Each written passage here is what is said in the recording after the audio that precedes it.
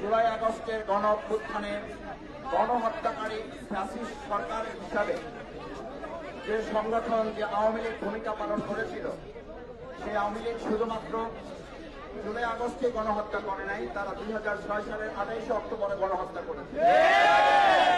তারা 2013 সালের 5 এবং 6 মে শাপলা চত্বরে গণহত্যা করেছে।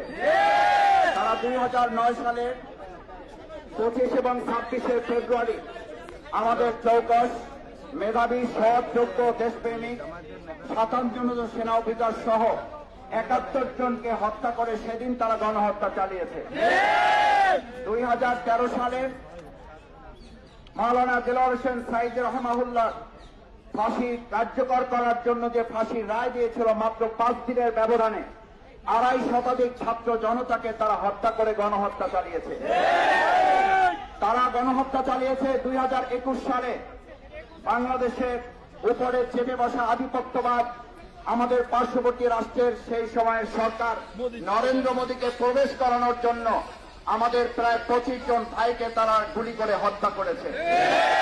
সুতরাং এরকম বিগত 17 বছরে এক এক করে শত শত, শুধু নয় হাজার হাজার ভাই বোনদেরকে হত্যাকারী গণহত্যাকারী এই সংগঠনকে 2024 সালের 5 আগস্ট থেকে শুধু নয়, জুলাই আগস্টের গণ অভ্যুত্থানকারী সকল দেশপ্রেমিক জনতার দাবি ছিল এই আওয়ামী লীগ সরকারের পতন ঘটিয়ে তাদেরকে নিষিদ্ধ করতে হবে।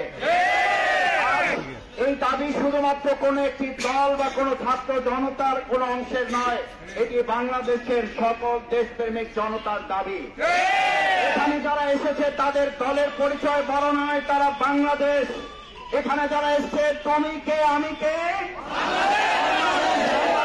আজ বাংলাদেশ দাবি তুলেছে।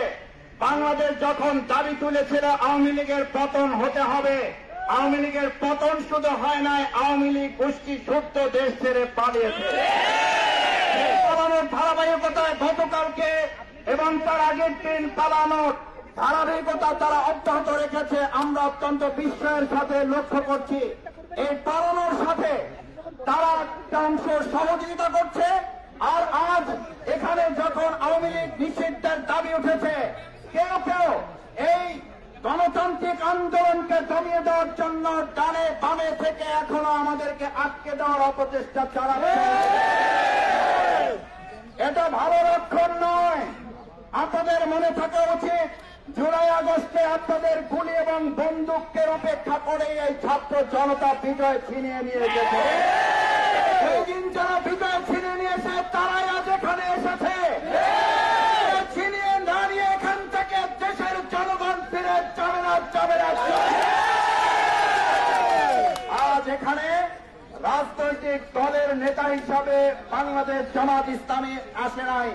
আমরা এসেছি এদেশের 18 কোটি জনগণের সকলের ঐক্যমতের ভিত্তিতে আমরা বাংলাদেশ আওয়ামী লীগের মতো গণহত্যাকারী একটা সংগঠনকে অতি সত্বর নিষিদ্ধ ঘোষণা করে এই ছাত্র জনতাকে নির্বিঘ্নে তার যার যার জায়গায় ফিরে যাওয়ার সুযোগ করে দিতে হবে। আমি খুব বিস্মিত হই, আমাদের কেউ কেউ বলেন এটি খুব স্পর্শকাতর জায়গা। আমি আমার ভাই বোনদের কাছে জিজ্ঞেস করতে চাই, এই যমুনার জায়গাটি যেমন এসব স্পর্শকাতর, আমাদের বাংলাদেশের প্রত্যেকটি নাগরিককে স্পর্শকাতর না তার স্বাভাবিক জীবন। প্রত্যেকটি মানুষ স্পর্শকাতর। মানুষের জীবনকে অনিরাপদ করে শুধু একটা ভবনকে নিরাপদ করা যথাযথ নয়। পরবর্তীকালীন সরকার তৈরি করা হয় নাই, এটা ফ্যাসিস্ট সরকারের দায়িত্ব ছিল কোন একটা ভবন পাহারা দিয়ে গোটা দেশকে অনিরাপদ করে। আজ আমার পরিষ্কার একটা কথা বলতে চাই, এদের জনগণের দাবির প্রেক্ষিতে আমরা আশা করব বর্তমান অন্তর্বর্তীকালীন সরকারকে যে ছাত্র জনতায় ক্ষমতায় বসিয়েছে, সেই ছাত্র জনতার দাবি করেছে অবশ্যই আওয়ামী লীগকে নিষিদ্ধ করতে হবে। আমরা আজকে দুপুর পার করতে চাই না, তার আগে সকল রাজনৈতিক দলমত নির্বিশেষে ডেকে অবিলম্বে আওয়ামী লীগকে নিষিদ্ধ ঘোষণা করতে হবে।